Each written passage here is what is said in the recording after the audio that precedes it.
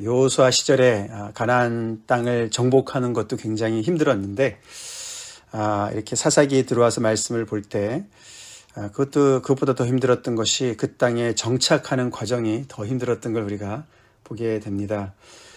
땅을 분배하고 각 지파가 다 땅을 차지했지만 이제는 그들이 각 땅, 각 족속별로 자기가 분배받은 땅을 싸워서 승리해야 되는 그런 상황에 있었는데 어저께부터 이제 나오는 유다 지파로 필두로 해서 그 다음에 이제 베냐민 지파 이렇게 두 지파를 봤는데 그들도 다 승리한 건 아니었습니다.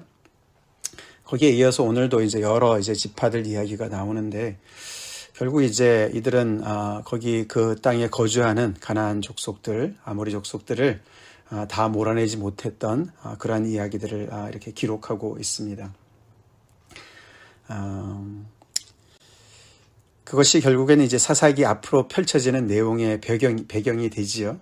배경이 됩니다. 어떻게 그들이 왕정 제도까지 사무엘의 그 때까지 이제 한 200년에서 250년경 이제 그 출애굽 그 당시 그 시간이 이제 그때 연도가 이제 좀 불확실하기 때문에 이제 그 정확하게 몇 년도인지 모르지만 그 대략 그 정도의 시간을 그들이 얼마나 이제 악순환을 계속 겪으면서 하나님 앞에 이렇게 회개하고 돌아섰다가 다시 또 범죄하고 그런 그 악순환을 계속 하게 되는지 그런 이야기들을 우리가 이제 보게 되는 것인데요. 하나님께서 이미 모세 시절에 또 여호수아 시절에 계속 경고를 했었습니다. 그렇죠?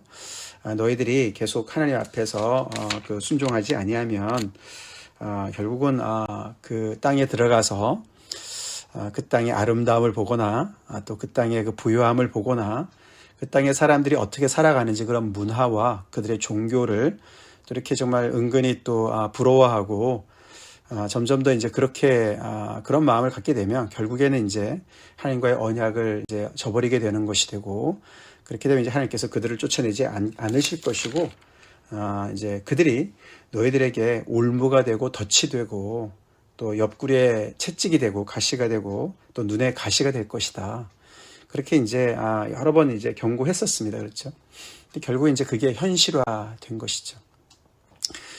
우리가 상상을 해봅시다. 우리 몸에 이렇게 눈에 가시가 있듯이 허리에 가시가 있고 하여튼 아픈 데가 너무 많다고 생각을 해봐요. 그럼 그 몸이 기능을 못 하겠죠. 그죠? 여기저기가 너무너무 아프고 그러면은 제대로 이제 기능을 못 할 겁니다. 사실 이제 하나님께서 이 땅을 처음부터 아브라함에게 주시겠다고 약속하시고 아브라함한테는 정말 400년 이상을 기다리게 만들지 않으셨습니까? 아모리 족속의 죄악이 아직도 꽉 차지 않았기 때문에 그렇게 말씀하셨습니다. 그렇죠? 근데 이제 하나님께서 때가 되셔서 이 백성들을 여기 보내시고 그들을 이제 쫓아내시고 몰아내시고 그 땅에 이 백성을 심으려고 하시는 데는 이 천지를 지으신 하나님의 선하신 뜻이 있었던 것이죠. 그죠? 그 땅에 이미 자리 잡고 살아가는 사람들을 쫓아낸다는 것이 무자비하게 들리지만 이제 하나님의 관점에서 우리가 이제 볼 때 그것은 정말 그 하나님의 말씀대로 그 모든 것들을 다 하나님께 바쳐야 되는 그런 것이었습니다. 그렇죠? 그게 헤렘이다, 진멸한다 그런 뜻 아닙니까? 그냥 남의 땅을 쳐들어가 가지고 그 땅을 그냥 약탈하는 거랑 굉장히 다르죠. 그래서 우리가 이제 이 땅을 우리가 이제 점령할 때 그 모세를 통해서 하나님께서 알려주신 그런 전략을 보면은 그 특별히 어디입니까?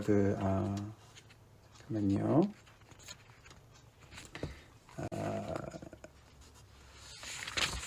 하나님께서 이 모세를 통해서 말씀하셨는데 신명기 20장에 보시면은 그 전반적인 그런 그 전략이 나오는데 이렇게 말씀하십니다.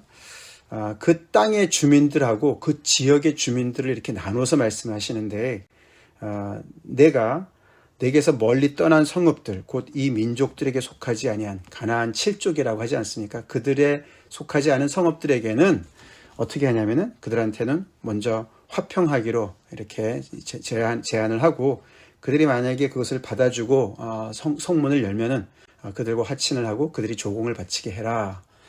그렇게 말씀을 하셨습니다. 그렇지만 신명기 20장 16절부터 보시면은 오직 내 하나님 여호와께서 내게 기업으로 주시는 이 민족들의 성읍에서는 호흡이 있는 자를 하나도 살리지 말지니, 그렇게 말씀하셨어요. 하나님의 심판이죠, 이것은. 그죠? 한 민족이 다른 민족을 약탈하고 강제로 점령하는 그런 얘기가 아니라 천지를 지은 여호와께서 그 땅의 그 죄악을 심판하시는 과정이었어요. 그래서 그 민족들의 성읍에서는 호흡이 있는 자를 하나도 살리지 말라라고 엄령을 아주 엄격하게 말씀하시죠. 그래서 곧 헷 족속과 아모리 족속과 가나안 족속과 브리스 족속과 히위 족속과 여부스 족속을 내가 진멸하되, 헤렘, 진멸하되, 호흡이 붙어있는 건 다 살리지 말아라, 진멸하되 내 하나님 여호와께서 내게 명령하신 대로 하라. 그 아주 명령이 추상 같았습니다. 그리고 이는 그들이 그 신들에게 행하는 모든 가증한 일을 너희에게 가르쳐 본받게 하여 너희가 너희의 하나님 여호와께 범죄하게 할까 함이니라. 이것이 바로 이제 올무가 되고 덫이 되는 것이죠. 그들의 정말 허리에 정말 채찍이 되고 눈에 가시가 되는 바로 그 내용이지요. 결국 그들을 너네가 그렇게 놔두면은 결국은 그들이 행하고 있는 모든 그 가증한 그런 모든 그 우상들을 너네가 다 본받게 될 것이고, 그렇게 되면 하나님께 범죄하게 될 것이다. 너희도 또다시 그들과 똑같이 그렇게 죄악 가운데 빠지게 될 것이다. 하나님께서 모세를 통해서 분명하게 경고를 하셨고 지시를 다 하셨습니다. 그런데 이제 정복을 하면서 정착하는 과정에서 오늘 같은 본문을 우리가 이제 이렇게 보게 되는 것이죠. 쫓아내지 못합니다. 그렇죠? 그래서 결국에는 이들이 가나안의 문화에 이제 젖어 들어가시죠. 그게 문화가 그냥 문화입니까? 가나안의 종교 안에 이제 빠져들어가게 되는 것이죠. 이제 그것의 악순환이 된다라는 것이죠. 자, 오늘 이제 본문을 조금 더 자세하게 좀 살펴보겠습니다. 자세한 내용들이 많이 나오는데요. 첫 번째 요셉 가문입니다. 요셉 가문 그러면은 에브라임과 므낫세 지파를 얘기하는 것이죠, 그죠? 근데 이제 그래도 그 에브라임이 특별히 더 유력했고, 우리가 흔히들 이제 남유다와 북쪽은 에브라임으로 이렇게 대표하지 않습니까? 그래서 이제 에브라임이 그 유다 다음에 유력한 그런 지파이기 때문에 이제 요셉 가문을 먼저 얘기합니다. 근데 베델을 치러 올라가는데 이 두 이제 형제 지파니까 같이 합세를 했던 것 같습니다. 아시다시피 이제 베델이라는 곳은 우리가 역사가 깊은 그런 곳 아닙니까, 그죠? 야곱이 거기서 하나님을 섬기고 제단을 쌓았던 곳이지 않습니까? 근데 이제 이들이 그 베델, 옛날 이름은 루스라는 이름인데 거기가 이제 그렇게 굉장히 많은 그런 신들을 제사하는 그런 장소였다고 그래요.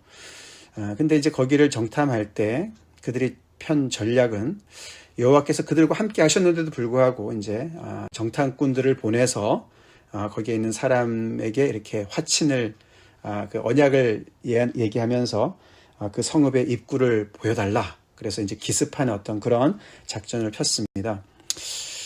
마치 이제 여리고성을 쳐들어갈 때랑 좀 비슷해요, 그죠? 근데 큰 차이는 뭐냐면은 여리고성 때는 그 먼저 화친을 하지 않습니다, 그죠? 먼저 그들이 이제 이렇게 우리한테 잘 대해주면 우리가 하겠다 이렇게 하지 않습니다, 그렇죠? 라합이 먼저 나를 살려달라, 우리 가족을 살려달라, 내가 잘 대해주겠다 그렇게 얘기한 거 아닙니까? 근데 오늘은 이제 반대예요, 그죠? 이들이 먼저 그 사람한테 우리한테 그 비밀 통로를 알려주면, 이게 사실 성읍의 입구라는 말은 그냥 입구를 얘기하는 것이 아니죠. 그냥 눈에 보이겠죠, 그것은. 그렇지만 이제 그것은 어떤 비밀 통로를 얘기하는 것 같습니다. 그 비밀 통로를 알려주면은 우리가 너를 선대할 것이다. 이 선대라는 말이 헤세드라는 말이에요. 하나님께서 이스라엘 백성들을 선대하시는 헤세드, 변치 않은 사랑, 인자하심, 이제 그런 같은 단어를 쓰죠. 그렇게 해서 이제 어떻게 보면은 약간 좀 그런 전략을 펴서 그들을 이제 점령을 합니다. 그리고 그 사람은 이제 그 자기들이 약조한 대로 다른 데로 가게끔 이제 허락하고, 그 사람이 다른 데로 가서 특별히 이제 헷 사람들의 땅에 가서, 아마 그 북쪽의 시리아 땅을 얘기하는 것 같습니다. 거기에 가서 이제 정착하게 되었다, 그런 얘기를 합니다. 그래서 이제 요셉 가문은 다 이제 쫓아낸 것처럼 얘기하지만 사실 여기 뒤에 먼저 보면은 29절에 보시면은 에브라임 족속 얘기가 또 나오죠. 에브라임이 게셀에 거주하는 가나안 족속을 쫓아내지 못하며, 이 게셀이라는 장소가 그 예루살렘을 중심으로 해서 북쪽에 있습니다. 그런데 이제 이 게셀이라는 곳이 그렇게 그 정말 정복하는 맨 마지막 정복한 지역 중에 하나라고 그래요. 그렇게 이제 거기를 오랫동안 점령하지 못했었는데 결국은 거기 가나안 족속들을 쫓아내지 못했다라는 기록이 이 요셉 가문에게도 해당이 되는 것이죠. 이제 그 다음에 이제 므낫세 지파입니다. 이제 그래서 이 순서가 맨 밑에 유다 지파로 얘기를 하고 남쪽에, 그 다음에 위에 요셉 가문 에브라임 지파를 얘기하고, 그 다음에 그 위에 므낫세 지파를 얘기합니다. 이제 순서가 남쪽에서 북쪽으로 이렇게 대충 올라가는 것으로 볼 수가 있습니다. 이제 오늘 본문에서 두 번째 므낫세 지파 얘기가 나오는데, 거기에는 이제 거기가 이제 주로 여기 베스안과 거기 딸린 마을들, 다낙 이렇게 여러 이름이 나오는데, 여기는 그 다음에 중요한 게 이제 무깃도라는 단어가 이제 그 도시가 나오는데요. 여기가 다 이제 이스라엘 평원이라고 얘기하는 거기 그 지역을 말합니다. 거기가 굉장히 주요한 그런 주요 도시들이 많이 있었고, 거기가 그렇게 전략적인 그런 요충지들이 많았다고 합니다. 특별히 이제 그 당시에 무역의 그 통로가 되었고요. 이 무깃도라는 곳은 특별히 교통 중심지였습니다. 그래서 이 애굽 땅과 그 팔레스틴 지역 바로 위에 있는 시리아 땅과 그 다음에 이쪽 오른쪽에 있는 바벨론, 그쵸? 바벨론 쪽, 거기 메소포타미아 지역의 바벨론 지역을 전체를 잇는 그 상업 도시가, 상업 그 도로가 지나가는 그런 도시였다고 그래요, 무깃도가. 그러니까 얼마나 거기가 이제 상업이 발달했겠습니까, 그죠? 그리고 또 여기가 이제 골짜기 평원이기 때문에 거기 있는 백성들이 이제 가나안 족속들이 또 어저께도 봤지만 철병거로 다 무장을 된 것이죠, 그죠? 그러니까 뭐 이제 여러 가지로 상업이 발달하고 도시가 발달하고, 그러니까 굉장히 그런 철병거와 이런 것들도 그런 철기 문화가 굉장히 발달했던 곳이라고 합니다. 그러니까 거기 그런 곳이에요. 근데 거기를 므낫세 지파가 맡았는데 그들을 쫓아내지 못했어요. 어떻게 보면 이제 이 팔레스틴 지역이 굉장히 중요한 지역인데 거기를 전혀 점령을 하지 못했다고 얘기를 합니다. 그래서 가나안 족속이 결심하고 그 땅에 거주하였다, 이런 표현이 나옵니다. 다음에 이제 보면은 28절에 보시면은 이스라엘이 강성한 후에야, 그래서 이스라엘 전체를 같이 얘기합니다. 그죠? 지금 이렇게 12지파로 나눠서 각각이 싸우고 있지만 또다시 이제 이스라엘이라는 단어가 나옵니다. 모세 시절이나 여호수아 시절만큼은 이렇게 단합은 안 되지만 그래도 이 사사기 안에 이스라엘이라는 단어가 가장 많이 나온다고 그래요. 이게 좀 아이러니컬한 건데요. 굉장히 뿔뿔이 흩어진 것 같은데도 계속 같은 얘기를 이스라엘이라고 같이 또 묶어서 얘기하는 얘기가 많이 나오는데, 그들이 전체적으로 강성한 후에야 가나안 족속에게 노역을 시켰다. 시간이 오래 걸리는 것이죠. 오래 걸렸습니다. 다 쫓아내지 아니하였다. 힘이 없어서 쫓아내지 못했는데 처음에는, 그 다음에는 이제 힘이 있는데도 쫓아내지 않았다라고 표현을 하죠. 상황이 조금 더 안 좋죠, 그렇죠?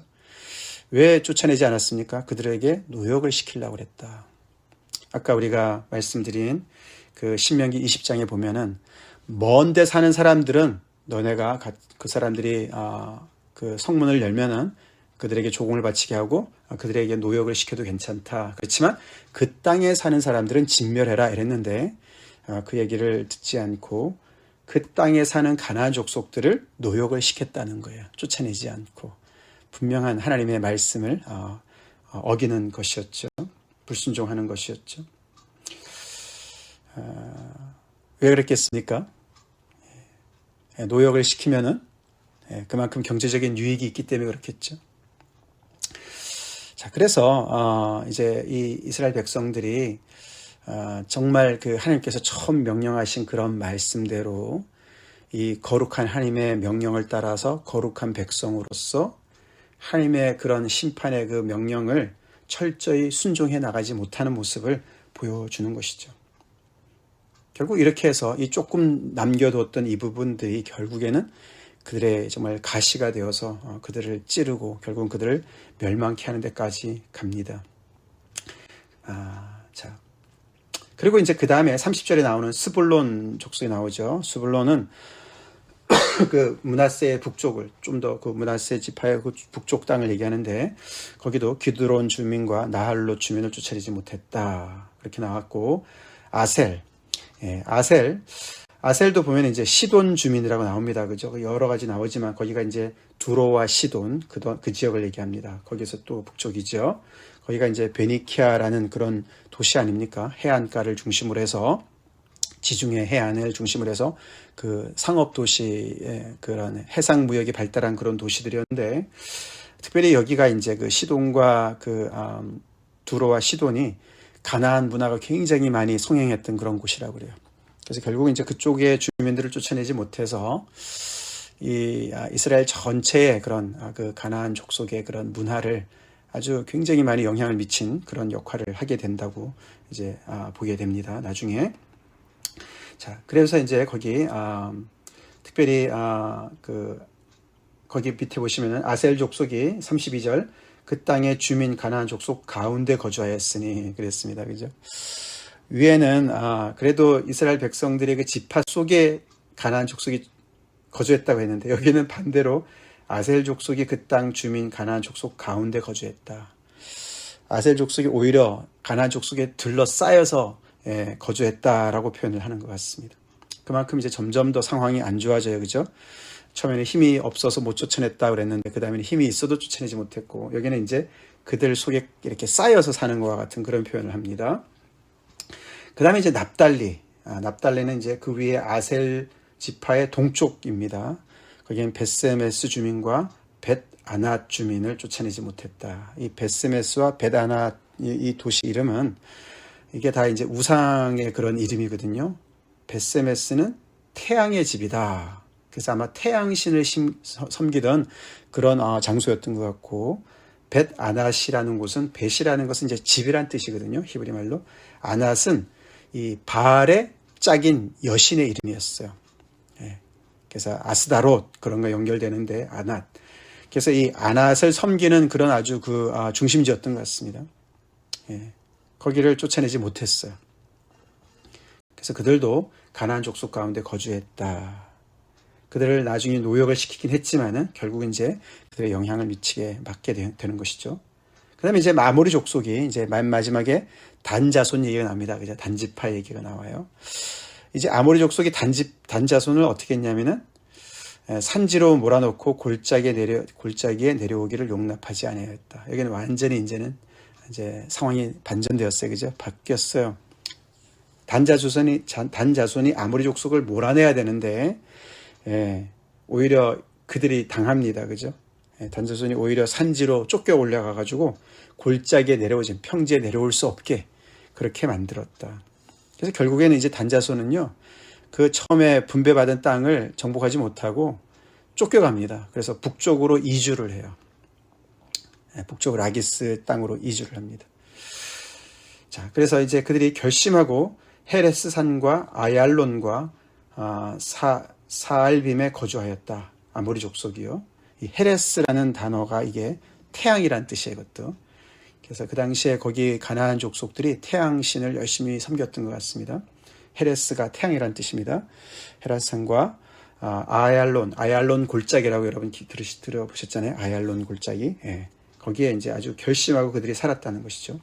나중에 요셉 가문의 힘이 강성해서 아모리 족속이 마침내 노역을 하긴 했는데 그들이 그 땅에 계속 거주했다고 맨 마지막 36절에 얘기하죠. 아모리 족속의 경계는 아그람빔 비탈의 바위부터 위쪽이었다. 이거는 사해 남부 지역을 얘기하는데요. 그래서 그쪽에 그쪽 땅을 아모리 족속이 차지하고 거기서 자리를 잡고 정착하고 살았다. 그렇게 이제 이야기가 마무리됩니다. 이스라엘 족속 전체를 봤을 때 이게 막 아픈 데가 너무 많아요, 그죠? 여기저기 그냥 덧치고 올무고 그 땅이 그 좁은 땅이에요, 그렇죠? 좁은 땅에 이렇게 가나안 족속들이 여기저기서 정말 결심하고 그 자리를 지키고 있습니다. 그래서 결국에 나중에는 그들을 쫓아내지 못해서 그들을 노역을 시키긴 하지만 결국은 어떻게 합니까? 점점 이제 그들을 통해서 영향을 받지요. 왜 그렇게 했습니까? 이들이 하나님을 믿는 야훼 신앙도 있지만은 그들은 이제 그 땅에 오래 살고 있었던 정착민을 통해서 농사를 배워야 되는 입장이었습니다. 이게 가장 큰 문제였는데요. 그렇죠. 이들은 이제 이스라엘 백성들은 사실 이렇게 가나안 땅에 들어오기 전까지는 계속 애굽 땅에서 노예 생활을 했었고, 그리고 이렇게 옮겨온 사람들 아닙니까? 그래서 새로운 땅에 온 거예요. 그러니까 거기서 오랫동안 거기서 살았던 사람들 어떻게 사나, 어떻게 먹고 사나, 어떻게 정말 농사를 짓고 어떻게 결국은 거기서 이제 그 살아남는가, 이런 것들은 그 땅에 오래된 사람들을 통해서 점점 더 이제 배우게 되어 있겠죠. 그렇죠? 특별히 이제 이 이스라엘 백성들은 농경 문화를 잘 모르는 사람들이었거든요. 그리고 이게 땅도 바뀌었죠. 기후도 바뀌었죠. 그러니까 특별히 이 농경 문화 속에 이제 그들이 정착하는 과정에서 이 농경 문화와 아주 밀접하게 관계되어 있는 것이 바로 바알이었거든요. 바알과 아스타롯이었어요. 그래서 이들은 그 땅에서 농사를 지으면서 살아가기 위해서 점점 더 이 가나안 족속도를 통해서 농업 기술을 배우게 되고, 그러면서 점점 더 그들이 믿는 그 바알, 너네가 농사를 잘 지으려면 바알한테 잘 보여야 돼. 그렇게 되는 거예요, 결국. 그래서 결국은 이들이 그 땅에서 하나님께서 정말 품으신 그 크고 높으신 뜻대로 그들을 다 몰아내고, 그 땅에 가서도 하나님께서, 천지를 지으신 하나님께서 이른 비와 늦은 비를 주시고, 하나님께서 너희들에게 먹을 것을 주실 거야. 하나님만을 믿어. 그리고 하나님께서 세운 그 땅에서 빛으로 살아가라고 말씀하신 것을 결국에는 이행을 못합니다. 그만큼 이제 문화의 힘이 강력한 것이죠. 그 땅에 들어가서 하나님이 가르쳐 주신 말씀대로 야훼 신앙으로만 새로운 땅에 정착을 하는 것이 그렇게 어려운 것이죠. 이 말씀을 보면서 또 다시 한번 우리 자신을 또 돌아봅시다. 이렇게 처음에는 힘이 붙여서 못했는데, 그 다음에는 의지가 부족해서 못하는, 그리고 그냥 타협하고 눌러 앉아서 결국은 이제 그와 함께 동거하는, 함께 동화되어지고 혼합하는 이런 모든 것들을 이제 보면서 우리의 삶 속에도 그런 것들이 여기저기 있지 않나. 겉으로 볼 때는 별거 아닌 것 같아도 결국은 그것이 우리의 발목을 잡게 되는 것이죠. 영적인 부분도 마찬가지죠. 우리 어떤 하나님 앞에 굴복하지 못한 악의 모양이라도 버리라고 그랬는데, 우리가 아직도 정말 이렇게 탐닉하고 있는 그런 죄악들이 있지 않나. 개인적으로 또 공동체적으로 우리가 어저께 말씀드린 대로, 여기 사실 그래서 오늘은 철병거라는 단어는 안 나왔지만 결국은 이제 그 철병거의 어떤 위력이죠. 새로운 그런 신문명과 그런 신무기. 그게 그 당시에는 철병거가 요즘의 탱크와 같은 것이죠. 그래서 겉으로 볼 때는 그렇게 무서운 무시무시한 그런 그 무기지만, 결국은 이제 하나님의 백성들은 하나님을 믿는 신앙 하나로 살아가야 되는데, 아멘? 그렇죠? 결국은 그것이 약화되고 그것이 해이해지게 되고, 그러면서 이 이스라엘 백성들이 정체성을 완전히 이제 상실하게 되는 그런 자리에까지 가게 되는 것을 보게 됩니다. 우리 자신을 보면서 이들의 정말 그 전철을 밟지 않기 위해서 내가 오늘 하나님 앞에 또 정말 회개하고 돌이켜야 될 것이 무엇인가, 우리를 두렵게 하는 그런 부분들, 우리가 정말 의지가 약해져서 그냥 대충 타협하고 살아가는 부분이 무엇인가, 그런 것을 돌아보게 하는 그런 말씀이죠. 쫓아내지 못했다. 그런 말씀 우리가 기억하면서 하나님 앞에 다시 한번 우리 기도하겠습니다. 다 같이 기도하시겠습니다. 하나님께서 분명한 말씀으로 명령하셨는데 이스라엘 백성들이 정착하는 과정에서 계속해서 실패하는 것을 봅니다. 결국 그것이 그들의 미래를 틀어쥐는 아버지 그런 문제가 되었습니다. 하나님, 오늘 저희들의 삶 속에서 우리를 성령으로 인도하신 하나님 아버지 앞에 또 서길 원합니다.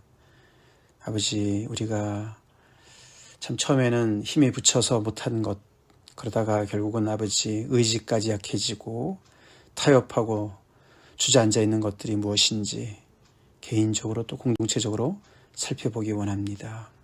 결국 그것이 사소한 것 같아도 결국에는 하나님과의 관계를 계속해서 치명적으로 막고 있고 우리의 성장을 막고 있고 우리의 건강함을 막고 있고 아버지 결국에는 우리를 참 가난한 족속화시키는 세속화시키는 것으로 우리를 이끌고 갈 수 있는 것을 우리가 정말 아버지 간과하지 않게 도와주시고 하나님의 말씀대로 성령의 도우심을 따라 악의 모양까지 버릴 수 있는 저희가 되게 하여 주시옵소서.